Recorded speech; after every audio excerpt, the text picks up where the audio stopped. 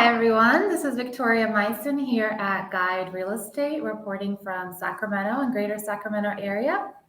And we're here today to talk about some of the latest and hottest topics that I get from my clients regarding real estate and real estate financing. And to answer some of those questions, I'd like to welcome to our studio the founder of the Vanguard Mortgage Group, Yuri Baturenko. Hi, Yuri. Hi, Victoria. Welcome to you. Thank you. Happy to be here with you. Yeah. All right. Well, let's get started.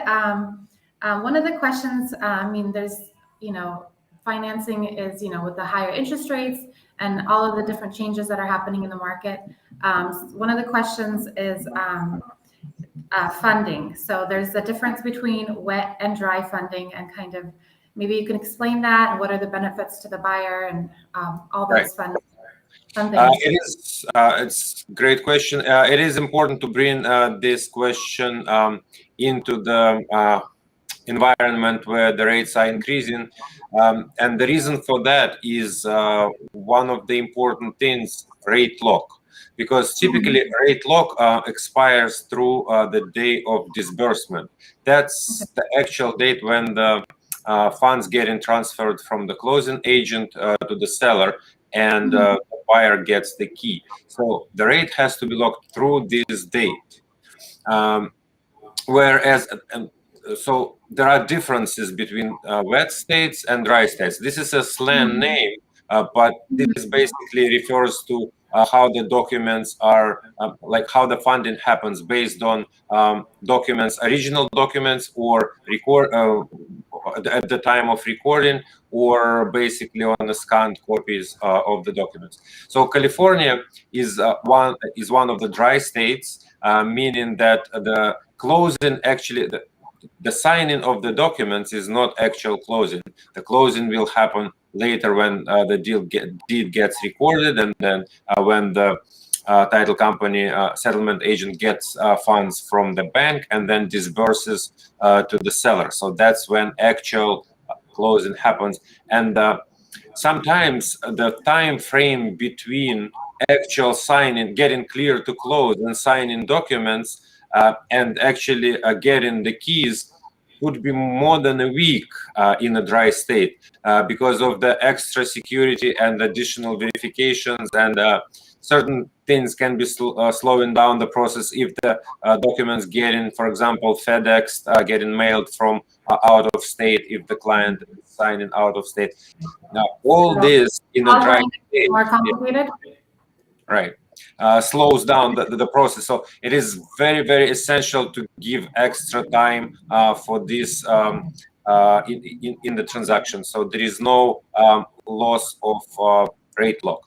So that's what it's always important to keep in mind. But when the rate stays flat, it doesn't really matter, because it's going to be renewed on the same rate. But in an environment where rates are increasing, and can be increasing dramatically, it's super important to keep an eye on that, and it is super important to give that extra time in the dry states. Where wet state, typically everything happens when the documents are getting signed, they get scanned to the bank releases wire, and this title company, settlement company transfers it right away to the seller. Everything happens in one day, where in dry state never happens in one day. In the best case scenario, can happen in 2 days. Sometimes, as I said, it takes a week or more. So that is what that is what I can say about wet and dry states. And California being dry, it is super important to keep an eye on that. And then California is more complicated. Right. It's not very complicated, but it is important to know that it takes extra time. They say it's extra protection for buyer and seller against real estate fraud. But nowadays, with all verification processes and all super fast communication, I don't think this is a real issue for real estate fraud. But then again, some states are more conservative, and then they allow that extra time for security and safety. So the closing is longer. Yes. So now, Victoria, the market is kind of cools off a little bit, the way I see now. So can you tell a little bit, because when the market is hot, it's really hard to work with contingent offers. But when the market cools off, there is an opportunity, because there are more chances that the seller will accept it. So can you tell a little bit about what is a contingent offer, when they used, benefits of them, and Yeah. if they are acceptable now in this market? Yeah, definitely. Well, I mean, as if any of you guys are familiar with the real estate market in the last 2 years, if you tried to make a contingent offer in the last 2 years, you'd probably be laughed at, and your offer would not get accepted. So now the market has changed, and I have way more people that are asking for contingent offers, and way more sellers that are willing to accept a contingent offer.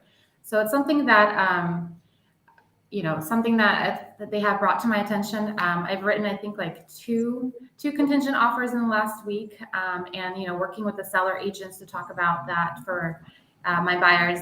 So it's definitely been a negotiating point. If you are a buyer that need to make a contingent offer, you need to sell your house before and kind of roll the equity into your new house.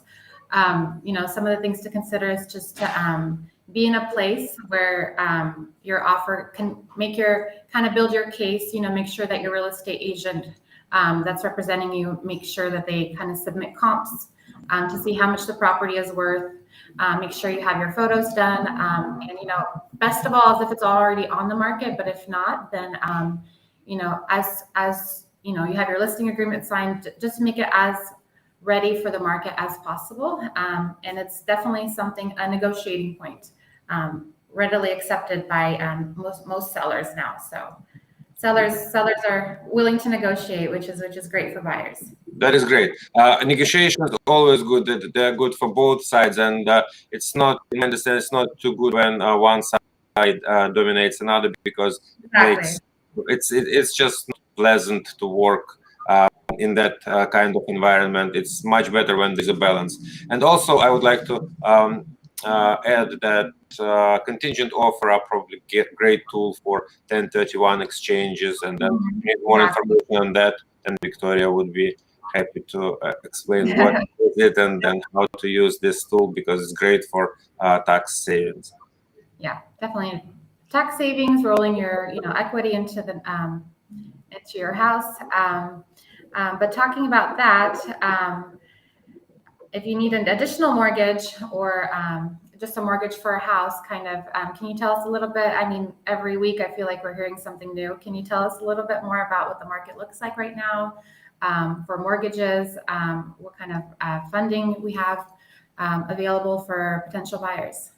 Well, all eyes are on inflation, and that is like right now rates settled. I mean, the increase was last week, but that was already priced in the mortgages. So for now, it's kind of a bit still, and everybody is waiting for inflation new result, which will be at the end of the month, I believe.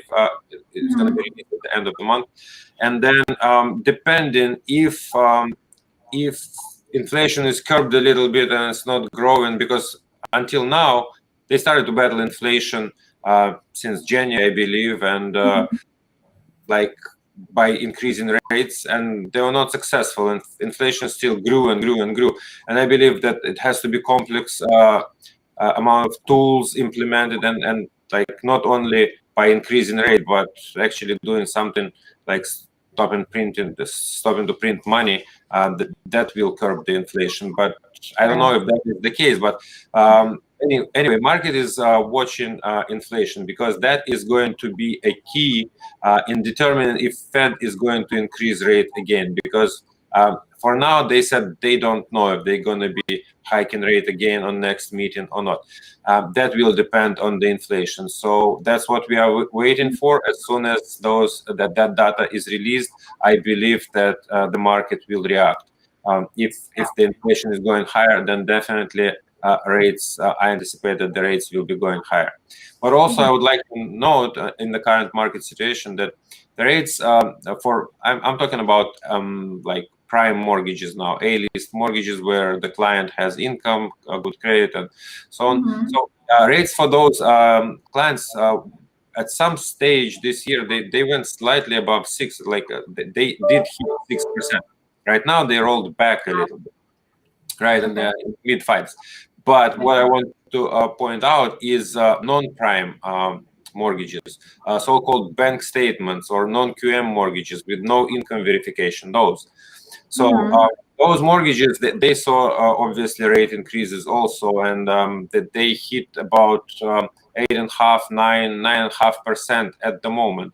And they actually didn't hit it at the moment, they hit it before, but they never rolled back, whereas rates on QM, qualified mortgages, they rolled back a little bit. On these mortgages, they didn't. And what also we tend to see is it's getting harder to get these mortgages. It's like investors pushing back on these lenders that do these mortgages. They're like, no, we don't want to buy them as much as we did before, because again, I don't think they're certain if they will be able to securitize them and sell on those bonds on the secondary market if the inflation is going to rise. So that is the trend now. So if somebody who is watching us or will be watching us thinking about non-QM mortgage, bank statement loan, DSCR investor loan, it's time to do it now until it's still available, because it might end soon, in my understanding. Oh, wow. So they might just go together if the inflation continues. I believe, well, as I said, I think that it has to be complex complex things that have to be implemented. It's not one thing like, okay, let's hike interest rate, and then that will reduce amount of credit available, people will spend less, and that will reduce inflation. It doesn't work like that. If you keep printing money and increasing volume of the money, and the whole world does that, it's not going to curb inflation by just increasing interest rate, because you're still printing money, and this is what the main cause of inflation. So that's what it is. But Victoria, I wanted to talk to you a little bit about. I know that Sacramento is in top 10 cities where real estate's starting to lose value. So can you elaborate a little bit? Because I work both in Florida and in California, and Florida is not one of those places. But when it comes to California, you can definitely feel, you can see that the prices are going down. Can you a little bit elaborate on that? What is happening? Yeah, definitely. Yeah, Northern California is being hit probably the hardest. Like you're saying, one of the top 10. Definitely, I'd probably even argue top 5. Yeah, so active listings in Sacramento and greater Sacramento area, we've had 51% of active listings have had a price reduction. So it definitely tells you that, you know, as a seller, you really have to price smartly and price it good the first time. I mean, for sellers, I just warn over and over again. I mean, you don't want to be that house that's on the market, you know, for 75 days with 3 price reductions. You want to be in a place where you price it correctly, and you price it correctly the first time to get activity. You know, it's better to price it even a little lower just to get more eyes on it. And that's kind of the strategy, even though it's a little bit more scary to do it that way, but it's kind of the better strategy that we're seeing. But yeah, for I agree. Pricing is always important, right? But in the market where it kind of downturns a little bit, it's super important, because the inventory, it appears a lot of inventory, and then if it's not priced right, I mean, you're not going to even draw attention. But what I also wanted to point out, and I would want your outlook on that, it's a lot of new construction around Sacramento, right? If you drive around Sacramento, on every side of Sacramento, you will see a lot of new construction. What is the situation with that? Are people still keeping those houses, or they breaking contracts, they exiting because of the fear and because of the shift in the price reduction? Yeah, I mean, there's a lot of fear out there for sure. But there's a lot of new construction, which is good. And you know, I think that people mostly are still keeping their contracts. A lot of them are dropping out, but a lot of them are also keeping. And you know, I think I think it's something that, you know, something to consider. You know, with all the price reductions, with new construction, maybe there is some negotiation that you can talk with the builder. Something also, you know, you just have to keep all of those factors in mind while you're approaching, and to see, you know, maybe they can give you a credit. Maybe, you know, there's a lot more room for buyers for negotiation. Right. That's what I heard, and I cannot give the advice. I don't know, but that's just something that I heard. That even those people that are in contract and they keep in the contract, and then they come to the builder and they say, "Look, interest rates go up and all of that. I cannot afford it anymore." Builders do give discounts. So if you are in that situation, maybe it's worth of trying. If you're working with a realtor that can do that for you, that's awesome. Yeah, go for it. Give it a try, because, you know, it's a lot more negotiation. Yeah, and it's your money, and if you can get discount 50, 70,000, why not? Yeah, see what happens. All right, well, that kind of concludes our time. Yuri, thank you so much. I definitely learned a few things that I'm happy to share with my my clients. So thank you, and thank you everyone for joining, and have an amazing Wednesday. Thank you very much, Victoria. Always pleasure to see you, and friends, see you again soon. Awesome.